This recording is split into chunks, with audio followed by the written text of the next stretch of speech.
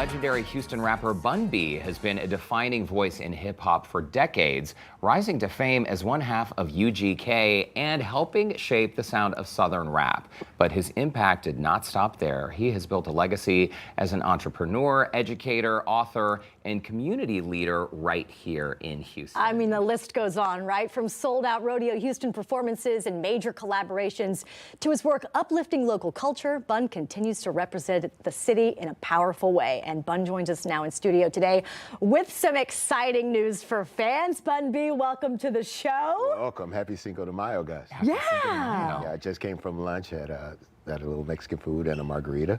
Of course. Set the day off right. It's the perfect way. Also, I'm surprised you didn't walk in with a tray of burgers, because usually when I see you around town, Bun, that's become a thing. We were expecting lunch today. It happens, right? Today is Taco Tuesday at Trill Burgers, so we're doing tacos today. Perfect. Okay. Perfect. We love that. Hey, before this segment, Lauren and I were just saying to you, 30 years? I mean, Yes. UGK 30 years, and you were like, yeah, you're telling me. Yeah. It went by fast, huh? It caught up on us quick, and I had to really put my career in perspective. Like 30 years for one album, which is our seminal album, but just the fact that it still stands the test of time, and that people still appreciate the music, and I'm still here to perform the music, it's crazy, 30 years. Man, Bun, I want you to talk to our fans, though, our viewers, about UGK, because I think that a lot of people who've seen you on stage at the rodeo or in recent events might not realize your truly lengthy career in the music industry that began with UGK. Yeah, for sure. So we started recording as a group, UGK, myself and my late partner, Pimp C, in 1992.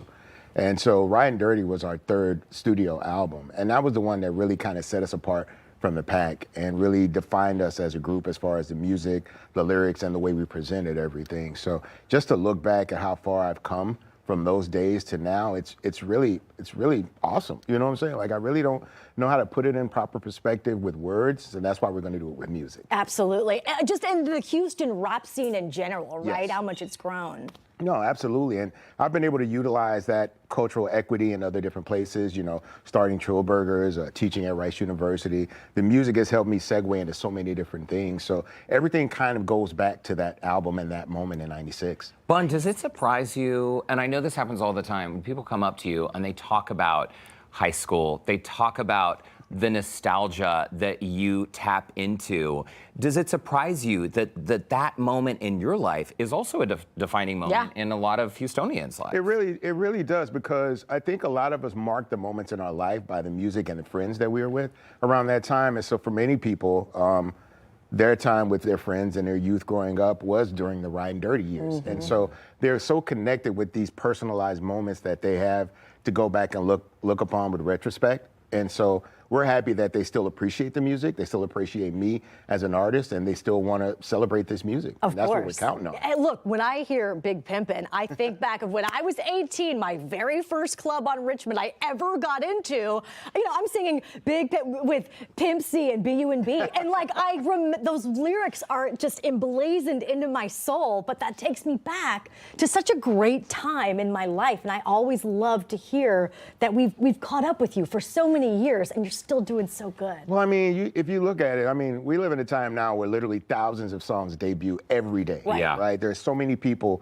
that are putting out music nowadays. Back then, it wasn't as conflated a system as it is now. But I mean, someone in their bedroom with a laptop can put out a record, upload it on YouTube, and become a star in a matter of months. And so what? So the atmosphere and the landscape has changed a little bit, but it's good to still be appreciated 30 years after releasing the album. Oh, yeah. August 1st. Yes. Smart Financial Center, Yes. UGK Been Ridin Dirty. So this is really about celebrating 30 years Absolutely. of a Southern hip hop classic. That's the full title. Yeah. When people come out to this show, I mean, you're going to see a little bit of everything, right? Because, Bun, your music spans the generations. Absolutely. So we've got a nice performance plan for people. Of course, Pimp C isn't here with us to celebrate this album. So I came up with the idea of having different artists stand in for Pimp C, during the show. So it won't just be me presenting UGK music. It'll be me with a slew of guests that are all going to come out song by song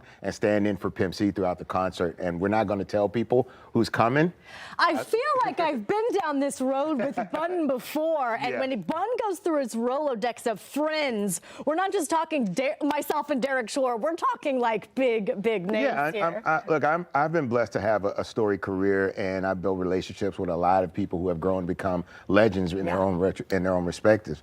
And so to be able to call upon them, because a lot of them were younger than us, so they came up during the years of influence where UGK was creating music. And so to have them come back and celebrate this monumental moment with me is really, really amazing. So much fun. I can't wait for it. So, but tickets go on sale starting tomorrow, right? Yes. The pre-sale. Absolutely. Where can we find them? You can go to smartfinancial.org. Okay. And that'll be where people will be able to celebrate the show and buy their tickets from pre-sale. And so we want to make sure that everybody has an opportunity to get their ticket. So we're starting early, we're starting with pre-sale, but you've got a little bit of time between now and August 1st, but I wouldn't wait. No. I really wouldn't wait, because I think this is something that's going to draw people, not just from Houston, not just from Texas, but I believe people are going to come from around the country, because this album was extremely influential in its day, and it still continues to influence artists of today. And so I think that we're going to get a nice amount of people from around the country, and possibly people coming in from around the world that want to celebrate this album. You will have a packed house. I'm hoping so. You absolutely will. Also, August 1st, that is less than 3 months away. I know. So get your tickets. Again, pre-sale starts tomorrow. Hey, do you have a minute to hang out with us? Yeah, I got it. Okay, what do you say we take a quick commercial break, because we have to chat about the Crocs, also life behind the scenes. Bun has been busy with family, and the list goes on. So more with the one and only legend, Bun B, when Houston Life returns. Well, welcome back to Houston Life, a very special Tuesday in Studio B. We've been hanging out with the one and only Houston legend, Bun B. All right, but now we have to get to something even more pressing and more important. Than the 30th anniversary special. Oh, we got to talk about Crocs, Bud. I'm sure that when we asked you to wear them today, it was probably not something you were expecting. Oh, wow, that's quite a shot right there. I want to mention that we each have a very different pair of Crocs on, and we each have the different sock variations. So like Derek has on the tube socks, I don't have on socks at all, and you have on the ankle socks. Absolutely. I mean, there doesn't seem to be a wrong way to get around I don't think this. there is a wrong way to wear Crocs. No. This is your first time wearing those, but you were telling us you have several pairs at home. Yes. You understand the Lauren, like, public, super public reference from earlier? So like I'll wear a pair in the house only. Yep. Like they're not really to go outside. And then the ones that I will wear outside, I kind of take for grocery shopping, running errands, stopping by Trill Burgers if I got it running right quick. But no, I totally understand the philosophy of public and super public. because the ones that I do wear outside, they're pretty rough. I put some wear and tear on. But do you put them in four-wheel drive when you go out? Meaning like you put them here and pull this back so that they're not going anywhere. You see that four-wheel drive? Four-wheel drive right now. Safety first, bro. I don't know. I've heard it called sport mode. A sport mode. Sport mode. Well, I'm glad to know that you were a But you also told us that Queenie will not go anywhere with you if you're wearing the Crocs. No, she's not a big fan of these. These are not her favorite shoes to see me in. And I just like them because for the comfort level more than anything. But that doesn't really align sometimes with the outfit she plans on wearing. So I've had myself chewed out a couple of times. So, first of all, we're huge Queenie fans. Yes. Brandon knows Queenie because we've hung out at Rodeo. Of course. But at the time, we didn't make the Croc connection, so I'm glad because next time they're together, they can talk about not allowing their spouses to leave the house. Hey, speaking of Queenie, can we chat a little bit about the events that you have been dealing with lately? Queenie was diagnosed with cancer. We didn't realize any of this, and you kind of kept it from the public because you didn't want people to worry. Yeah, no, I didn't want people to be overly concerned about us. We knew what we were up against. We understood the challenge with the diagnosis, and we were prepared for the fight. So I just kind of kept it low key. We kept it in-house for the most part. We didn't want people to get overly concerned about her. We didn't want people asking questions all the time. We really just wanted to deal with this diagnosis in peace. And focus on Yeah. treatment and her healing. And so people gave us grace. People didn't really understand because certain things that I would normally be seen at, certain events I would normally attend, I just wasn't available for. Right. I stopped doing shows. I just kind of made myself as available as possible to her. And, and luckily we were in a position where I could do that. So I just basically took the second half of the year off and just made sure that I was by her side as much as possible. I never missed any treatments with her. I never missed any doctor's appointments.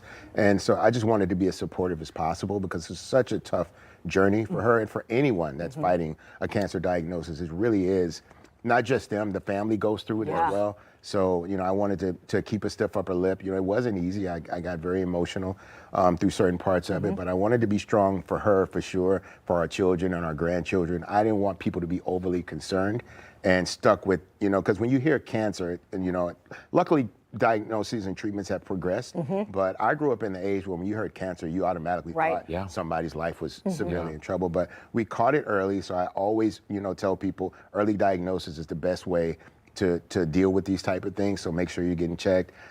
Insurance is a very vital part of care because the cancer medication is so expensive.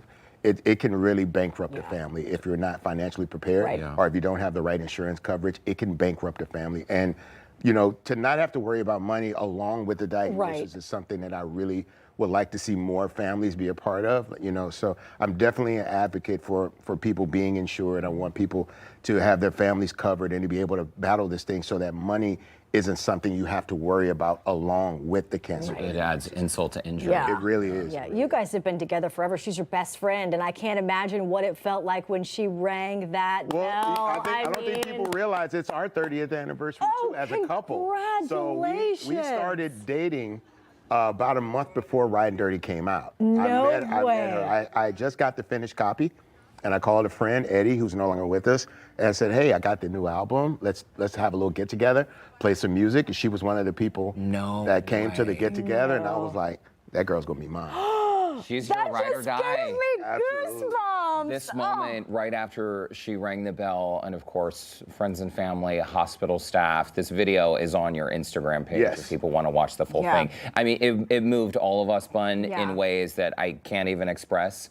And the fact that she is doing well, she looks beautiful, the smile says it all. We're so thrilled that this had a positive outcome. No, I've seen dozens of people ring bells, and I didn't really understand the significance of it. But having gone through the battle, having weathered the storm and finished the journey, it was very emotional for a lot of us. But we were so proud of her. She did the hard work. She never complained. She was never feeling sorry or down for herself. She was up and adamant about it. And she really fought the good fight, and I'm so proud of her. We all are. We're really so are. proud too. We're so proud to call you guys friends, and we're so proud to celebrate 30 years. Oh my goodness! And 30 years of Absolutely. It's so great. Incredible. Always great to see you. Thanks for making time for us. Thanks for wearing your Crocs today. No, when they told me that, I was like, oh wow. So I was like, well, I can't wear those two. But luckily I had this pair on ice waiting for a good moment, so I gave that good moment to you guys. You're like, sorry, Queenie, I'm going to Houston Life. Bun, it's great to see you. Thank you guys so much for having me today and for letting me, let the public be a part of this celebration. Absolutely. I'm super excited about what we're going to deliver to people, and you guys should be too. Yeah, August 1st. SmartFinancialCenter.net is the website. We'll put a link up at HoustonLife.tv. Yeah, Right. UGK Been Ridin Dirty 30th anniversary celebration. So, of course, we have linked that, as Lauren just said, on our website. All right, sounds good. Thanks again, Bun. Thanks, All right, guys. coming